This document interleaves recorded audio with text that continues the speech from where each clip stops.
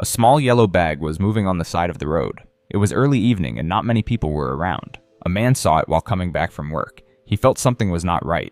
He stopped his car and walked toward the bag. He opened it slowly and his heart felt heavy. Inside were 3 tiny kittens. They were cold and scared.